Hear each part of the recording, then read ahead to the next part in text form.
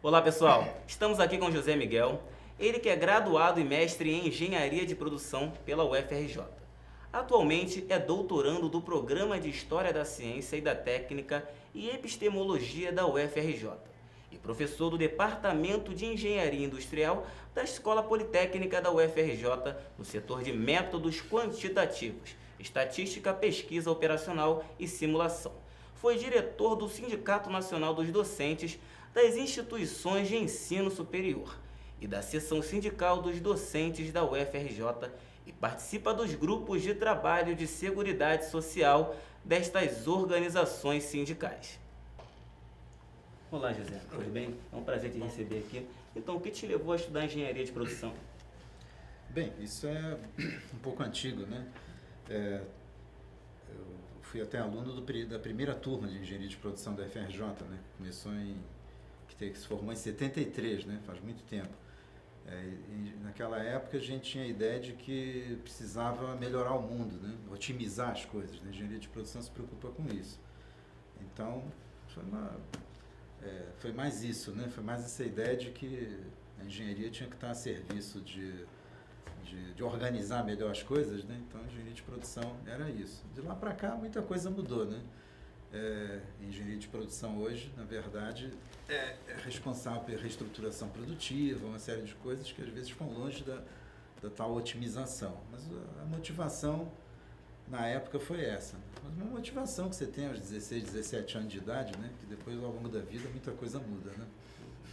Então, o teu envolvimento com o Sindicato dos Docentes foi o principal fator para aprofundar o teu estudo sobre Seguridade Social? Sem dúvida. Inicialmente, sim.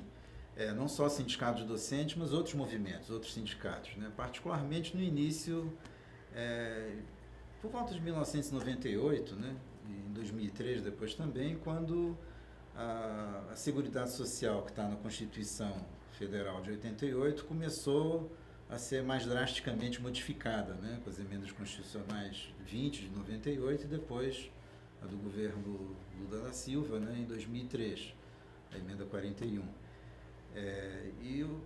Eu e outras pessoas que trabalhamos na universidade, que tínhamos militância no sindicato, né, dos docentes, verificamos a necessidade dos próprios dirigentes sindicais, da classe trabalhadora em geral, entender melhor o que de fato era a Previdência, particularmente o financiamento da Previdência, né, como até hoje, né, espero que a gente vai ter a oportunidade de falar sobre isso. A gente vê uma série de desconhecimento mesmo de como é que funciona e quais são as verdadeiras questões do financiamento da Previdência. Foi a partir daí que eu e outras pessoas do sindicato começamos a estudar com o objetivo de assessorar, de ajudar a categoria a defender os seus interesses, né? Que é disso que se trata, na verdade. Não é tanto uma questão técnica, científica, claro que tem seu conteúdo técnico, científico, né? Mas vamos ver que a questão é basicamente política, né? E um pouco ideológica, né? Mas a técnica você tem várias, pode usar uma, outra e tal, e a questão não é exatamente essa. Mas foi a partir do envolvimento com o sindicato, sim, que veio a motivação e depois acabou virando o assunto que eu mais estudo, né? Atualmente, embora eu continue dando minhas aulas de estatística, pesquisa operacional, formando engenheiro de produção, engenheiro de petróleo, então, mas tem essa militância aí na área da defesa da Seguridade Social, essa grande construção, né, que a gente tem na sociedade, né? Por que as reformas que ocorreram na Previdência após a Constituição de 88 vocês chamam de contra-reforma? E por que essas três fases, o governo Fernando Henrique, passando por Lula e Dilma e agora Temer, seguem essa mesma lógica?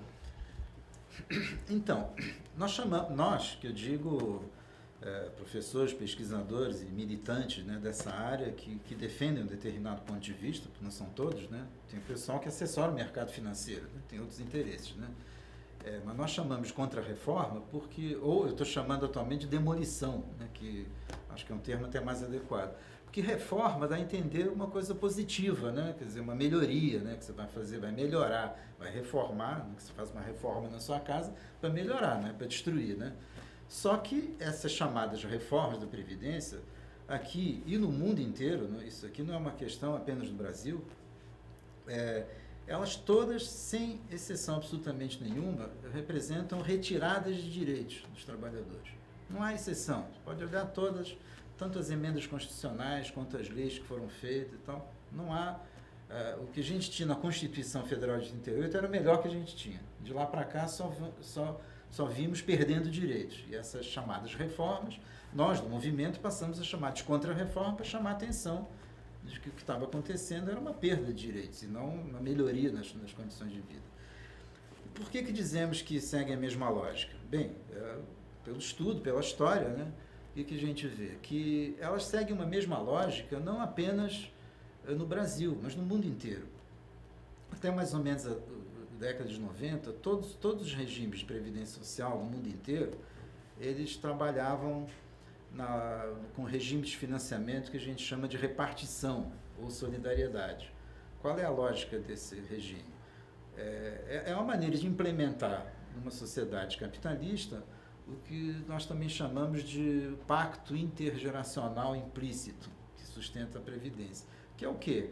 É aquela lógica que existe desde que o ser humano se constituiu, talvez até antes, né? De que todos nós passamos pelas 3 fases da vida, digamos assim. Não tem nada a ver com as fases da contra-reforma, tá? Que seria, para simplificar, você é jovem, passa a ser adulto, depois idoso, né? Se não morrer antes, né? Você vai passar por essas 3 fases. O que caracteriza essas fases? Os adultos é que trabalham e sustentam todo mundo. Os jovens vão ser trabalhadores no futuro e os idosos já foram, né? E os adultos sempre sustentam todo mundo, porque é o trabalho dos adultos que, na prática, sustenta toda a sociedade sempre. Não há exceção nenhuma a isso, né? Até hoje não se inventou uma maneira de sustentar a vida humana que não fosse pelo trabalho, pela relação com a natureza, etc. Então, cada pessoa passa pelas 3 fases. E ora depende, e ora é sustentado, ora sustenta alguém. Então, é um pacto, né, entre as gerações, implícito, né, porque ninguém assinou papel nenhum, é uma coisa que você já nasce com direitos e obrigações, né, e vai vivendo, e que a Previdência Social organizada pelo Estado é a forma mais avançada, digamos assim, de organização desse pacto. O regime de repartição, ele implementa quase diretamente isso, porque o Estado recolhe contribuições dos trabalhadores ativos e paga benefícios aos chamados inativos, né, aposentados, que estejam em auxílio-doença por algum motivo e tal. É bom lembrar que a Previdência Social não é só aposentadoria, mas o que eu tenho... A aposentadoria é o principal benefício, em termos quantitativos, de dinheiro e tal, é sobre esse que a gente, em geral, fala, né? Mas existem uma série de outros benefícios que a Previdência Social mantém, que auxílio-doença, até auxílio-reclusão, né? Que o pessoal da direita acha que é um absurdo e tal. Se quiser falar sobre isso, podemos explicar também por que tem que ter, né? Mas então esse pacto vale para a Previdência Social, para a aposentadoria principalmente, né? Quando alguém se acidenta ou fica doente ainda na sua fase adulta de trabalhador, não tem a ver com o pacto, né? É uma outra coisa. A repartição é isso, quer dizer, repartição ou solidariedade, né? Quer dizer, o princípio é da solidariedade entre as gerações, quer dizer, a geração produtiva que trabalha, os adultos, sustenta tanto os jovens quanto os idosos. E à medida que o tempo vai passando, cada pessoa vai passando pelas 3 fases da vida, certo? Então, é claro que essa conta pode não fechar completamente. A quantidade o valor arrecadado de contribuições pode sobrar, quando você vai pagar os benefícios. Quando o sistema começa, por exemplo, a arrecadação é maior do que as despesas, e sobra dinheiro. Em determinados momentos, por conta das mudanças demográficas, né, que é o que tem acontecido agora nas últimas décadas, pode as contribuições não serem suficientes para pagar os benefícios. Então, aí surge o tal do déficit, né, que tem que ser pago pela Receita Geral do Estado, pelos impostos em geral. Quer dizer, no final acaba sendo pago pelas mesmas pessoas, só que não diretamente, vai ser pago indiretamente. Porque o dinheiro dos impostos que o governo usa para pagar o déficit da Previdência é arrecadado dos próprios trabalhadores. Quer dizer, então, não é quando você fala a sociedade tem que arcar com o peso do déficit da Previdência, é a mesma sociedade que vai receber esse pagamento do déficit. Não são outros, né? São as mesmas pessoas. Então, um regime desse tipo, claro que tem que sofrer ajustes, né? Depende da idade que as pessoas consideram, que a sociedade considera razoável para alguém parar de trabalhar, se aposentar, da expectativa de vida, né? Quer dizer, se as pessoas passarem a viver 200 anos, né, deve ser razoável que se aposentem aos 150 só, né? Tá? Mas por enquanto ainda não estão nesse quadro, né? Mas por causa disso, é necessário fazer o que a gente chama de ajustes paramétricos, nos parâmetros. Quais são os parâmetros? Qual é a alíquota da contribuição? Quando começou a Previdência Social no Brasil, por exemplo, era 3% do empregador, 3% do empregado e 3% do governo. Depois foi aumentando. Hoje a alíquota da parte do trabalhador é 8, 8,5%, 9%, até 11%, e do trabalhador é 20% sobre o total. Enfim, vai variando. Você pode ter que aumentar a alíquota, você pode ter que reduzir o valor do benefício, pode ter que aumentar a idade. Ajustes que não mudam a estrutura. Quer dizer, continua sendo repartição, mas mudam alguns parâmetros, em função justamente do aumento da expectativa de vida e tal. Vários desses ajustes paramétricos estão agora, por exemplo, nessa proposta de emenda, nessa PEC do governo Temer, né? Mas não só paramétricos, como a gente vai ver. Agora, então eles funcionavam dessa forma. Então, esses ajustes paramétricos foram feitos, de fato, em vários países, né? Mas não foi a única coisa que foi feita. Quer dizer, nessa época, em 90, com algumas experiências anteriores no Chile, né, no governo Pinochet, né, que foi uma espécie de laboratório de ensaio desse tipo de coisa, né, o Banco Mundial, que é uma estrutura, né, tem uma estrutura bastante grande, né, liderou, né, um movimento, né, de estudos e propostas, né, sobre isso, fez um diagnóstico, né, desses sistemas, que apontava para outra coisa, não para ajustes paramétricos, mas para mudanças estruturais, né, ou seja, muda a lógica. E aí o diagnóstico dele é o seguinte: a população está envelhecendo, então esse sistema não vai funcionar mais da repartição, porque vai ter cada vez mais idosos para sustentar e cada vez menos adultos para manter. Esses eram os argumentos. O outro argumento é que o sistema não é justo, porque uns pagavam pelos outros, né? Não havia uma relação entre aquilo que você contribuía e aquilo que você mais tarde iria receber, né? Porque a repartição pega a contribuição do ativo de hoje e paga para o aposentado de hoje. O aposentado de amanhã, que é o ativo de hoje, vai ser pago pelo ativo do futuro, que são as crianças de hoje. Então, é uma repartição, uma solidariedade entre as gerações. O Banco Mundial dizia que isso era injusto, que cada um deveria prover a sua própria aposentadoria. Tá? Então, além disso, esse sistema de repartição teria o problema de não acumular uma poupança. Então, em síntese, qual foi a proposta do Banco Mundial? Substituir os sistemas no mundo inteiro por um sistema baseado em 3 pilares, né? como eles chamaram. Um pilar básico. Esses pilares, na verdade, são faixas, né? Não é exatamente um pilar um do lado do outro, é um por cima do outro. Né? O primeiro pilar é um pilar continuaria sendo por repartição, obrigatório, mas que teria o objetivo explícito, está lá no documento do Banco Mundial, um documento de 1994, prevenindo a crise do envelhecimento, como eles chamam. Receitas para um projeto para uma coisa assim, propostas para proteger os idosos e promover o crescimento, é assim que eles dizem. Então, esse pilar básico era assim só para evitar a pobreza na velhice, né? Só para não deixar velhos, pobres pelas ruas, alguma coisa assim. O segundo pilar seria obrigatório, mas não mais por repartição, e sim por capitalização. Vou explicar o que é isso já. E um terceiro pilar ainda seria facultativo e por capitalização também. O segundo e o terceiro pilar, então, seriam geridos pela iniciativa privada no regime de capitalização. E o que é o regime de capitalização? É o que existe em larga escala hoje em dia, no mundo inteiro. Então, a lógica não é mais repartição. A ideia é a seguinte: a sua contribuição, em vez de pagar o benefício do aposentado de hoje, vai para um fundo. Você vai poupar aquilo dali, aquilo vai render juros.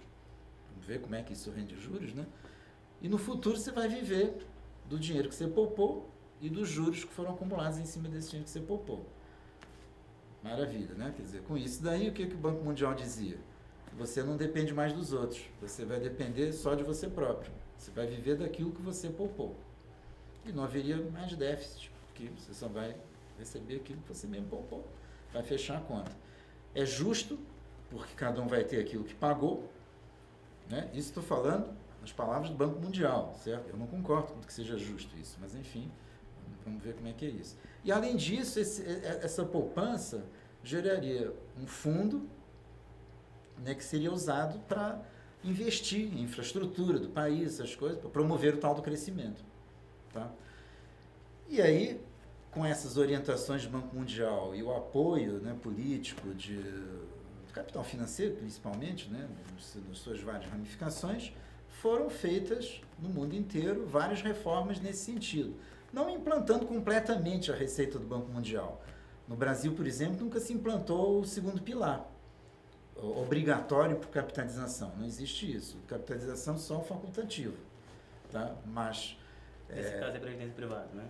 É previdência privada, né? Porque a receita do Banco Mundial, o segundo e o terceiro pilares seriam privados, iniciativa privada. O segundo seria obrigatório, mas gerido por iniciativa privada, que foi o que fizeram no Chile, no governo Pinochet. Privatizaram, pela capitalização, toda a Previdência. Mais tarde, a gente viu o que aconteceu isso. Quebraram os fundos inteiros, o Estado assumiu tudo novamente, né? Então, que é o que acaba acontecendo com essas coisas. Então, o Banco Mundial, de fato, quer dizer, o Banco Mundial foi apenas o formulador, né, disso aí. Não é que o banco é que mandasse, né? A pessoa até diz, não, o banco está lá, você segue aquelas diretrizes se você quiser. Mas os governos seguiram em grande parte isso aí. Mais nos países, menos em outros, mais nos países do terceiro mundo e do leste europeu, né, pós queda do muro, fim do regime soviético e tal, do que nos países capitalistas jamais estabelecidos, né, tipo França, Alemanha, Inglaterra, os próprios Estados Unidos, onde as mudanças não são feitas assim com essa facilidade, né, que se faz aqui, né? O povo reage mais e não deixa que haja essa perda de direitos.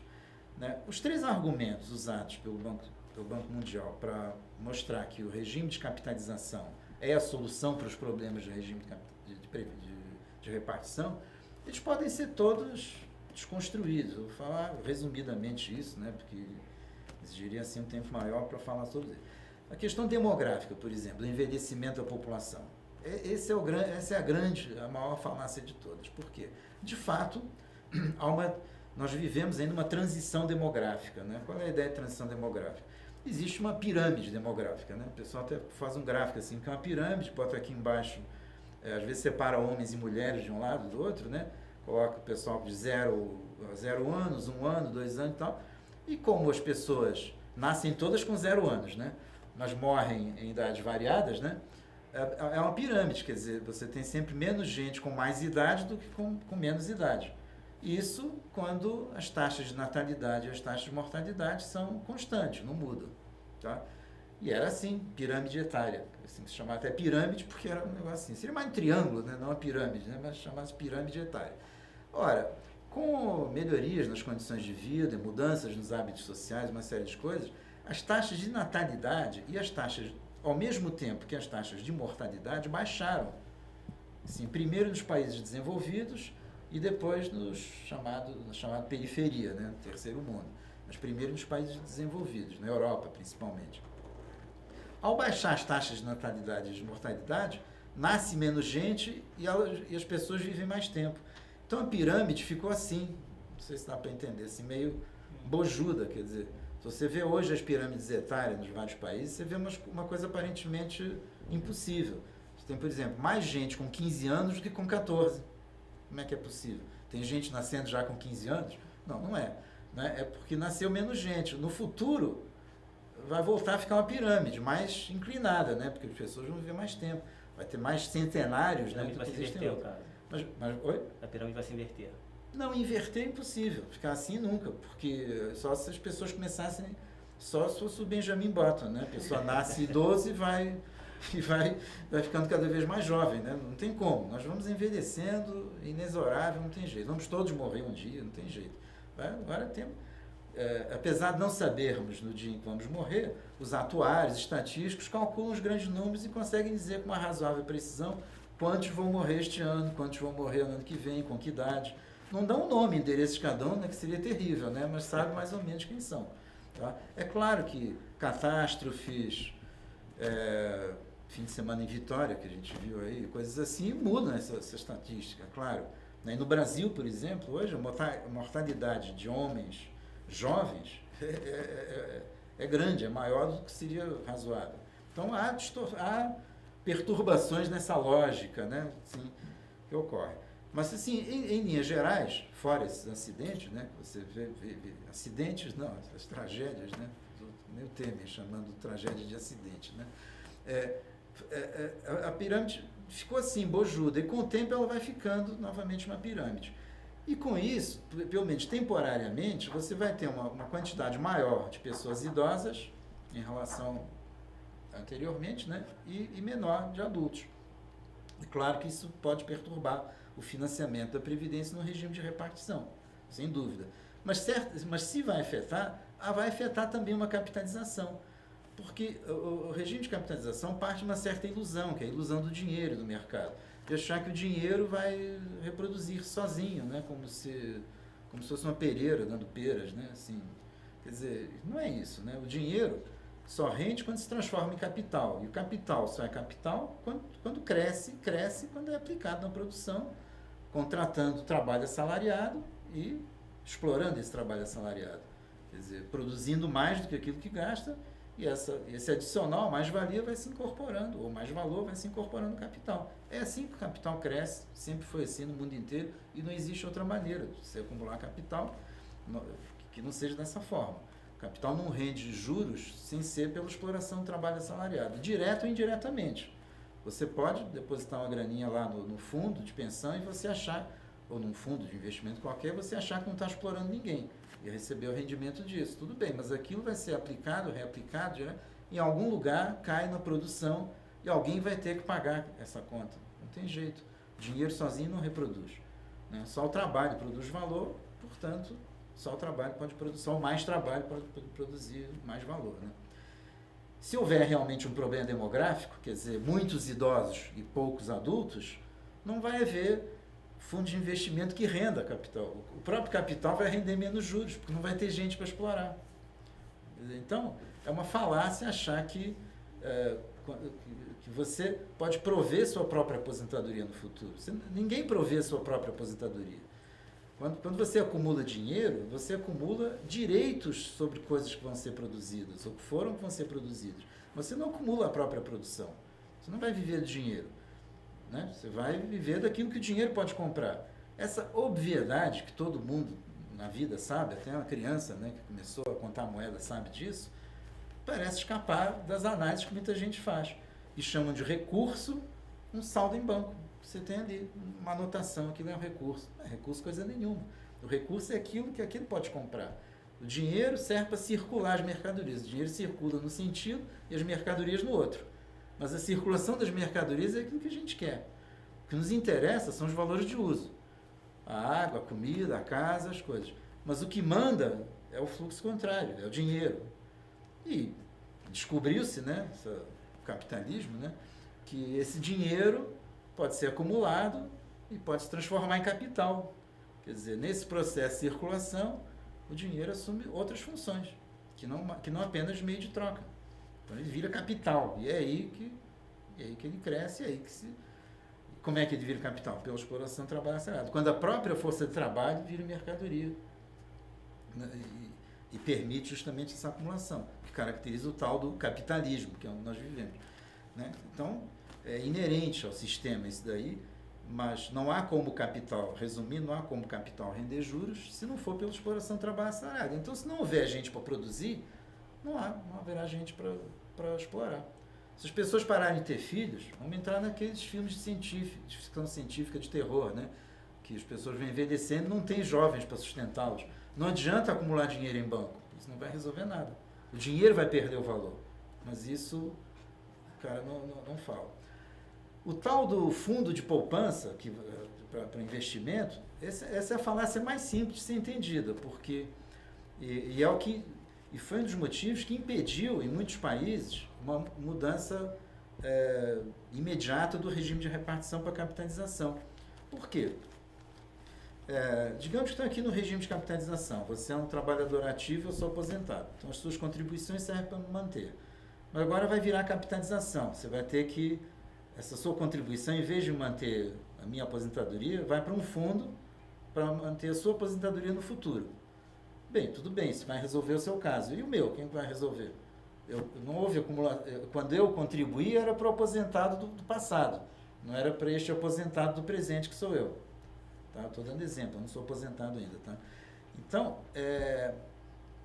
Então há um passivo implícito no regime de repartição que é muito grande. E, portanto, você transformar o regime de repartição num regime de capitalização tem um custo de transição gigantesco, que é até difícil de avaliar. Tem algumas avaliações sobre isso. Nos Estados Unidos é alguns trilhões de reais. Por isso que não mudaram. Que corresponde exatamente a quê? A dívida implícita que o sistema tem com os aposentados atuais e aqueles que vão se aposentar. Então não pode simplesmente tirar essa arrecadação que está entrando aqui para jogar para um fundo e esquecer desse daqui. Alguém vai ter que pagar isso aqui. Tá? Não sei se fui claro sobre isso. Né? Então, claro, aí vai formar aquele fundo lá no sistema do fundo de capitalização.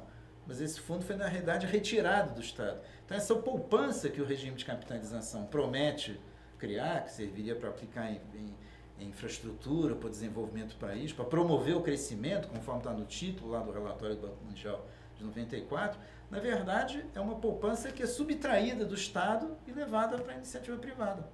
Mas não é criada uma nova poupança.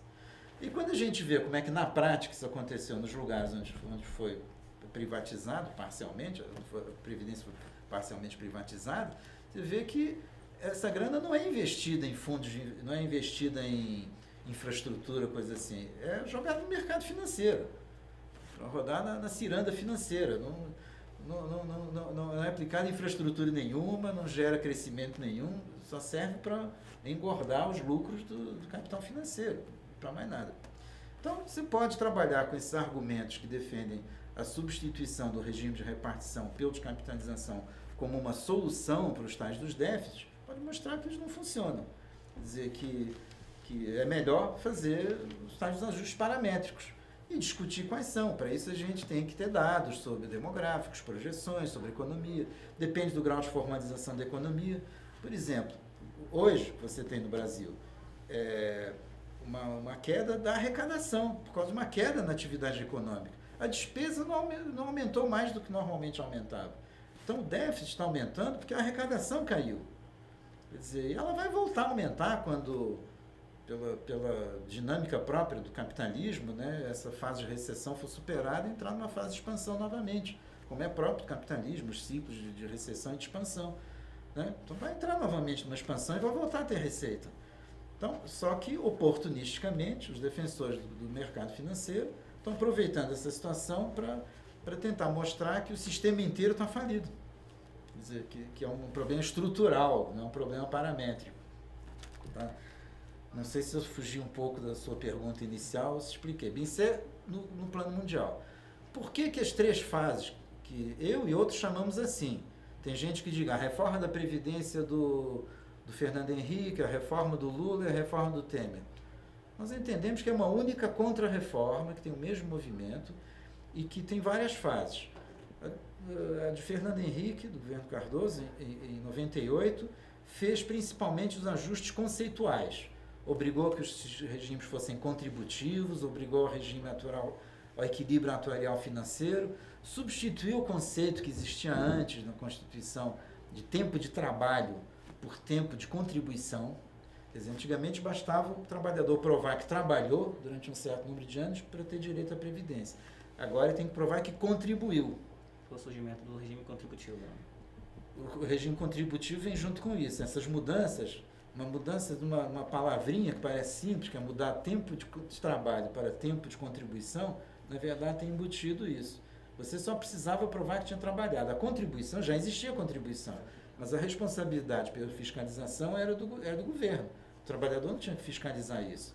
Agora, como só são as contribuições que estão lá registradas no INSS, que vão ser levadas em conta para o cálculo da sua aposentadoria, obrigaria você a fiscalizar isso daí também, que às vezes é impossível, né? Você acaba não podendo. Então, essas mudanças conceituais foram feitas na emenda 2098 pelo governo Cardoso, que afetaram principalmente o regime geral, né? Porque aqui no Brasil também nós temos dois regimes de previdência social distintos, né? O regime geral, que pega os trabalhadores da iniciativa privada, cujos contratos são regidos pela CLT, pela Consolidação das Leis de Trabalho, e os servidores públicos, que têm os chamados regimes próprios, né? É o regime próprio da União, os regimes próprios dos estados e os regimes próprios dos municípios. E as regras são diferentes, né? Nos dois. Ambos, assim, são parte de uma única previdência social por repartição, quer dizer, são as contribuições dos ativos que sustentam os inativos. Mas o regime, dos regimes próprios dos servidores públicos tem uma peculiaridade que leva a gente a chamá-lo de regime administrativo e não propriamente de regime de repartição. Pelo menos era assim. E o dos militares continua sendo assim e não está sendo mexido nessa reforma do Temer, tá? Nessa contra-reforma do Temer. Qual é a ideia? Que o Estado é que pagava tanto os ativos quanto os inativos. Não tinha contribuição. Não havia contribuição de ninguém. Tinha uma folha de pagamento de ativos e uma folha de pagamento de aposentado. Quando o camarada atingia as condições necessárias para se aposentar, continuava recebendo seu salário, simplesmente não precisava ir trabalhar, ia para casa. Era assim, né? Até a emenda 2098. E, inclusive, qual era o teto da aposentadoria? O mesmo teto do servidor nativo, que é o salário do ministro do Supremo Tribunal Federal, do presidente da República, né? Dos senadores. Não sei quanto é que anda, deve andar por na faixa de uns 30 mil, mais ou menos, que era o máximo salário permitido no serviço público. Na aposentadoria, o máximo seria esse também. Uma ideia de manter na aposentadoria o mesmo padrão de vida que a pessoa tinha alcançado na idade ativa, e não ser rebaixada. Essa era a ideia de previdência, de seguro, né, social. Tá? Fernando Henrique, a emenda 20 de 1998, de dezembro de 98, mudou essa lógica dizendo que tinha que ser contributivo. Então, os servidores públicos passaram a contribuir para a Previdência, o salário líquido deles baixou. E aí passaram a fazer uma conta que era assim, vamos ver quanto é que os servidores públicos contribuíram, essa parcelinha do salário deles, para ver se paga a folha de aposentados e pensionistas inteiros. Não paga nunca, né? Porque não era para pagar. Quer dizer, de uma canetada, todo aquele compromisso anterior do Estado de bancar os aposentados que existia, foi anulado, simplesmente. A conta foi jogada no colo dos servidores ativos, como se eles fossem responsáveis pelo déficit. Quer dizer, você vê o absurdo desse conceito de déficit, é que quando não era obrigatório, quando não havia contribuição, não havia déficit. Não fazia sentido falar em déficit. Não havia receita, só havia despesa, certo? Como por exemplo, as Forças Armadas só tem despesa, não fala em déficit, né? Só despesa. Ninguém pensa em botar as Forças Armadas para arrecadar, sei lá, para fazer uma guerra por encomenda em algum lugar. Não existe isso, né? Só tem despesa, né? Então, quando não havia contribuição, só havia despesa, não havia déficit. Quando passou a haver contribuição, aí surgiu o déficit, né? Como é que pode um déficit que aparece só quando há contribuição, né? Outra coisa, se você para de contratar servidor público, é claro que a quantidade de ativos vai diminuir com o tempo, porque eles vão se aposentando, e vai aumentar a quantidade de aposentados.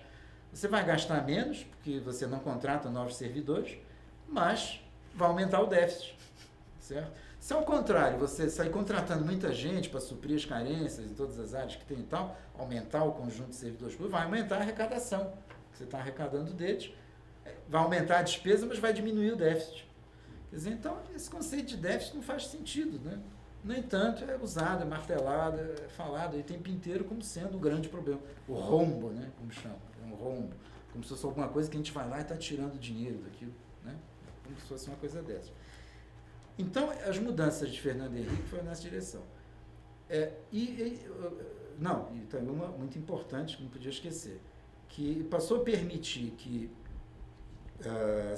os entes da União, quer dizer, União, estados e municípios, estabelecessem um teto para a aposentadoria dos seus servidores, desde que instituíssem um regime de previdência complementar, privado por repartição, embora tivesse lá uma palavrinha de natureza pública, não sei e tal, que nunca deu para entender muito bem o que era aquilo. Quer dizer, desde que o Estado, ou a União, o município, instituísse um regime de previdência complementar, então podia estabelecer o teto. Mas para isso precisava de uma lei complementar para aprovar esse regime. E assim foi sendo feito. Tentaram aprovar essas leis complementares. Na época, o Fernando Henrique não conseguiu aprovar isso no Congresso, porque havia uma oposição grande, inclusive do PT, por exemplo, Partido dos Trabalhadores, que era a oposição na época, se opunha a isso. Ficaram os projetos de lei complementar parados, prestes a serem aprovados, mas não aprovados às vésperas da eleição de Lula, em 2002.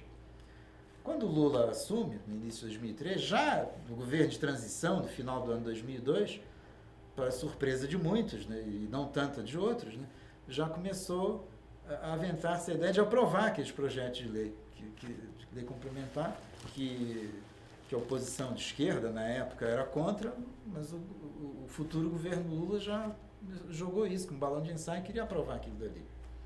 E foi aí que a gente vê que a contra-reforma, a emenda 41, né, do Lula, de 2003, seguiu, na verdade, na mesma lógica. Por que fez essa emenda 41? Em vez de aprovarem os projetos de lei complementares, eles foram mais além. Não esquece desses projetos de lei complementar. Vamos alterar a própria Constituição, e alteraram, para que, em vez de precisar de lei complementar, baste uma lei ordinária. Essa foi uma das mudanças da emenda 41 de 2003. Facilitou a aprovação desse teto e da previdência complementar para os servidores públicos. Mesmo assim, ainda demorou, porque houve muita reação, discussão de como é que ia ser a partilha do butim, né, e tal. Só 10 anos depois, em 2013, é que o governo federal conseguiu aprovar a FUNPRESP, a Fundação de Previdência Complementar do Servidor Público. E aí, então, os novos servidores, que são contratados a partir dessa data, a aposentadoria pública deles vai ser limitada ao teto do regime geral, e, se eles quiserem, podem contribuir para um fundo de pensão, que é uma previdência privada, que o Estado contribui na mesma quantia, para a faixa salarial, quer dizer, entre o teto e o salário do trabalhador. Porque muitos servidores públicos ganham acima do teto, e serve para quem ganha acima do teto, que não tem valor certo, mas está na faixa de 4 mil e poucos reais, aí, e servidor público pode ir até 30 mil, quer dizer, então tem servidor com 10 mil reais. É um bom salário, não é também uma coisa tão grande assim, mas é um bom salário que não estaria coberto pelo teto, de 4 mil e pouco. Então essa diferença de 6 mil vai ser coberta pelo fundo de pensão, que vai recolher contribuições do servidor ativo e da União. E vai funcionar como fundo de pensão, que já vamos falar como é que ele funciona para ver se a gente gosta ou não, né? Bem, então ficou dependente de lei ordinária. Alguns estados implantaram isso, a União em 2013. E agora, essa PEC do Temer, veja bem em relação a esse ponto como é que as coisas vão mudando. Antes, com a Constituição, não era permitida essa previdência complementar. Tinha previdência, salário integral, aposentadoria integral e ponto. A emenda 20 tornou facultativa, mas exigindo uma lei complementar. Lei complementar, acho que todos sabem, exige um quórum maior no Congresso para ser aprovada. A emenda 41 facilitou por uma lei ordinária, que basta a maioria simples. E a emenda que Temer quer aprovar agora torna obrigatório para os estados e municípios fazerem essa previdência complementar. Quer dizer, o que era proibido, que não existia, foi facultativo com alguma dificuldade na emenda 20 em 98, tornou-se facultativo mais facilmente na emenda 41 em 2003, e agora, se for aprovado do jeito que está, em 2017 vai passar a ser obrigatório. Quer dizer, o Estado não tem jeito, vai ter que fazer. A gente pensa, mas por que isso? Isso aí nasce daquele diagnóstico lá do Banco Mundial, que a capitalização é o remédio para os problemas da repartição. Entendeu? Quando na realidade o que acontece? Como é que é essa capitalização? Existem dois tipos de entidades de previdência complementar. Eles chamam de previdência complementar. Nós mesmos que chamamos, que nos recusamos a chamar de reforma e chamamos de contra-reforma, também não gostamos de chamar essas coisas de previdência. Tá? Já vamos ver por quê. São as chamadas entidades abertas e as entidades fechadas. As entidades abertas estão aí à disposição em qualquer banco, você vai lá, você aplica um programa gerador de vida e benefícios. Aqui, os bancos fazem muita propaganda disso, particularmente perto da época que você vai fazer as declarações de imposto de renda, para você aplicar alguma coisa lá. Tem alguns benefícios no imposto de renda e tal, e por isso tem alguma atrativa em relação a investimentos comuns. Por outro lado, você só vai ter os rendimentos daquilo no futuro distante, se tiver. Tá? Então, qualquer pessoa pode aderir àquilo e essa é apenas a sua contribuição que vai estar ali rendendo para o futuro, se render.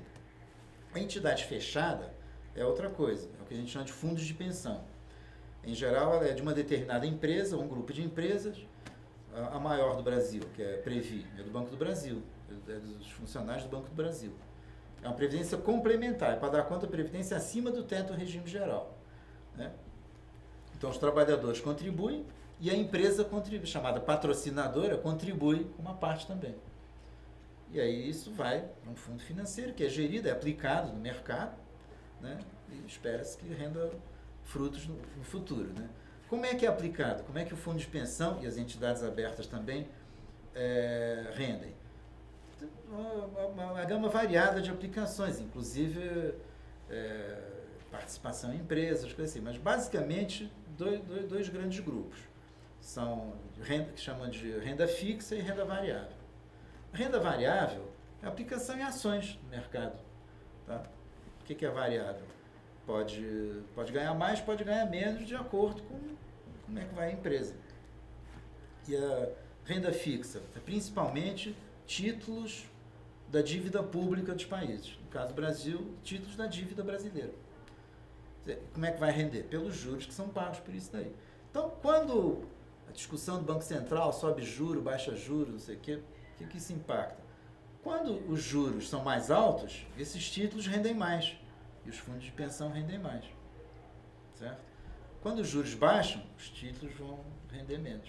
No Brasil e no mundo inteiro. É assim. Qual é o problema? As taxas de juros no mundo, em geral, baixaram ao ponto de estarem negativas em alguns lugares. Então, a saúde dos fundos no mundo inteiro complicou-se por conta disso. Quer dizer, o camarada que tem sua aposentadoria dependendo do fundo de pensão tem que torcer para que os juros da dívida pública sejam altos, para garantir a aposentadoria dele. Entendeu? Ou seja, tem que torcer para que o país vá mal, né? Que gaste bastante juros da dívida para ele poder ir bem. Do lado da renda variável, ele quer aplicar em ações de empresas que deem bastante lucro. Ou seja, empresas que ou exploram bastante seus empregados ou se apropriam da exploração feita por outras empresas de maneira competente, digamos assim. Quer dizer, para que o fundo de pensão vá bem, o trabalhador tem que torcer para duas coisas. Para a própria classe trabalhadora como um todo ser bastante explorada, diretamente pelas empresas, pelos empregadores, e indiretamente pelo Estado, ao se estabelecer juros altos para a dívida. Essa é a grande saída do fundo de pensão. Ele funciona dessa maneira. Então, Zé, qual a sua opinião sobre a reforma do presidente Michel Temer?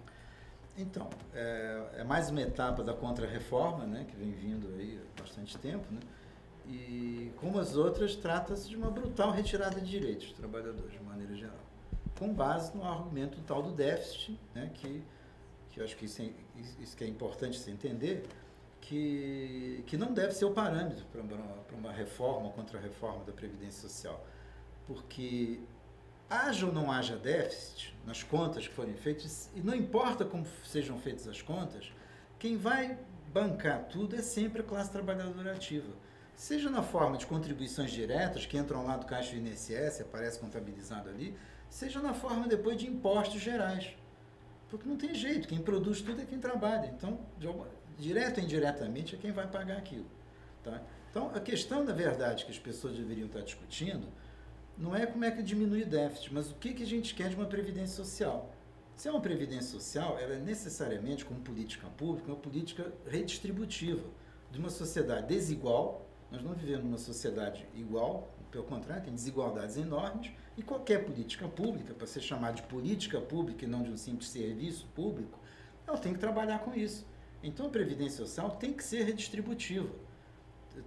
E não é pegar dos trabalhadores mais bem remunerados para pagar os trabalhadores menos remunerados. É tirar do capital para pagar o trabalho. Porque a primeira grande divisão que existe no produto social entre os rendimentos do capital e os rendimentos do trabalho. Essa que é a questão que a gente tinha que estar discutindo. E não como é que pega aquela fatiazinha que já foi destinada ao trabalho, como é que divide entre jovens e idosos, entre homens e mulheres, entre trabalhadores do campo e da cidade, que é onde toda a comunicação social do governo, os meios de comunicação que são sócios, né, desses fundos de pensão e tal, fazem, quer dizer, para tentar nos colocar uns contra os outros, na verdade, discutindo se homens e mulheres devem ter uma faixa, que os jovens têm que sustentar os idosos e coisas desse tipo. Quer dizer, quando, na verdade, o que tem que ser feito é uma política pública com verbas gerais a partir da arrecadação de impostos, principalmente os impostos incidentes sobre os ganhos de capital, que são pouquíssimo taxados no Brasil. Então, tem saída sim, e a saída se você tem uma receita que está menor do que a despesa, a lógica do governo está sendo reduzir a despesa de qualquer jeito. A nossa lógica é aumentar a receita. Quer dizer, é isso que precisa ser feito. Ficam dizendo que a receita já é muito alta, é custo do Brasil. Mentira, não é. Quer dizer, a receita é baixa, tanto que está aí todos os estados, municípios, a míngua, né, que não consegue nem pagar, enquanto a iniciativa privada, o setor financeiro, etc., continua acumulando lucros em cima de lucros, como se tivesse tudo no melhor dos mundos, né? Parece aquela capa de um disco Supertramp antiga, né? Que crise, né? Para a gente não tem crise. Ganham mais na crise também. Então, se alguma reforma na Previdência deveria ser feita, isso é um ponto que eu acho que é importante, seria a unificação dos regimes. Tudo bem quanto à unificação dos regimes, não tem problema nenhum, mas não por baixo, mas por cima. O teto do regime geral é que tinha que subir. Não tem por que o teto ser tão baixo. Claro que você tem que ter um teto para moralizar, né? Se o cara ganha 100 mil reais por mês, não é um trabalhador, ele ganha de capital que está ganhando ali, não é isso? Mas se a sociedade admite pagar até 30 mil, digamos, em torno disso, para um servidor público, talvez esse fosse um bom teto. O teto da Previdência poderia ser o teto do servidor público. E acima disso, então, que fizessem a Previdência complementar. Então, o teto é para moralizar, mas como ele existe hoje, ele rebaixado hoje, ele serve, na verdade, para abrir espaço no mercado para a Previdência privada.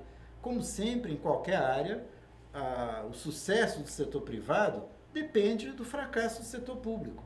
Quer dizer, então, o que nós vemos hoje não é uma privatização imediata. Tem um pouco de privatização nessa obrigatoriedade da Previdência complementar para o servidor público, né, que vai passar a ter. Mas o que você vê principalmente, e no resto do mundo é isso que está acontecendo também, é a redução dos benefícios da Previdência Pública, do regime de repartição. E essa PEC tem coisas absurdas, né? O cara tem que trabalhar 49 anos para conseguir ter o mesmo, para ter o benefício integral, que já nem é integral, dependendo do salário dele, mas para não ser reduzido mais ainda, tem que trabalhar 49 anos, quer dizer, a pessoa pode estar aos 65, ele tem que começar aos 16, né? Que é uma coisa meio estranha, né?